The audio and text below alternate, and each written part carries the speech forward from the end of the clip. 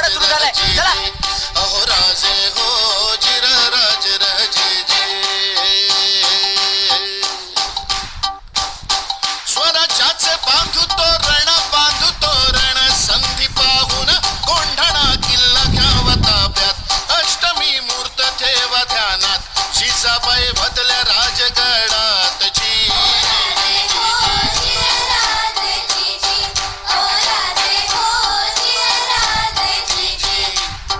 कोंढाण्यासारखा बळकट किल्ला मोगलांच्या हाती असणं बरं नाही. ही आपली अस्मिता आहे. प्रणाम केला मातेला प्रणाम केला मातेला आमंत्रण दिलं सर्वांना सर्व मावळे लागले कामाला शेलार मामा होते संगतीला. एवढ्यात तानाजी मालुसरेकडून रायबाच्या लग्नाचं निमंत्रण घेऊन एक दूत महाराजांकडे आला आणि तेव्हा परतीचा निरोप पाठविला हातानाचीला तुम्ही लागा लगीन करायला आम्ही जातो बघा लढाईला.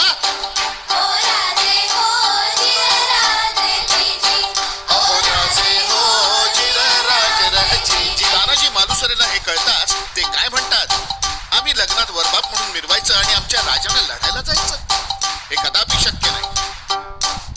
तानाजीने मनी केला पण आणि दिले बघा वचन आधी करू लग्न कोंढाण्याचे नंतरच लग्न रायबाचे घ्यावे ऐकून एवढे आमुचे रजी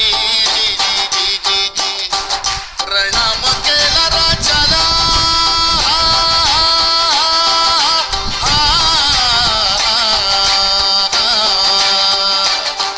प्रणाम केला राजाला तानाजी वीर चालला कमरेला बांधला शेला काच मारली बघा घोड्याला मारली घोड्याला जिरगा जी मारली घोड्याला जिरगा जी कोंढाण्याचे उंच शिखर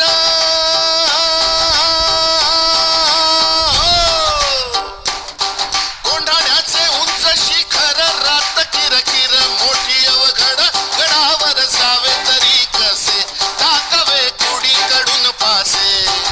आणि एवढ्यात तानाजीने आपल्या पेटाऱ्यातील घोरपड बाहेर काढली. त्या घोरपडीचं नाव काय माहितीये? यशवंती चाल घोरपड बांधली दोरीला यशवंती कुंकू वाहतो तुला आज यावे आमच्या मदतीला गड येईल आमच्या हाताला वचन दिलंय आम्ही राजाला मावळे चढती वरतीला जागी होतो स्वाभिमानाला असे करून चढले कोंढाणा जिरहा जी चढले कोंढाणा जिरहा जी त्यावेळी कोंढाण्याचा किल्लेदार होता उदयभान नावाचा एक राजपूत. हे उदयभान्या, कोण? तानाजी? हा, तुझा बाप तानाजी. अरे तू इथे काय करतोय शिवसेनेत? दिल्लीला चल, मुजरा कर, तुला किल्लेदार करतील.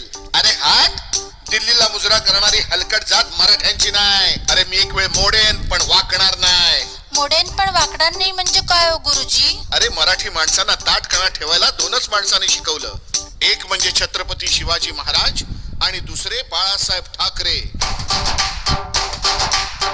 आणि मग तानाजीनं वार बघा केला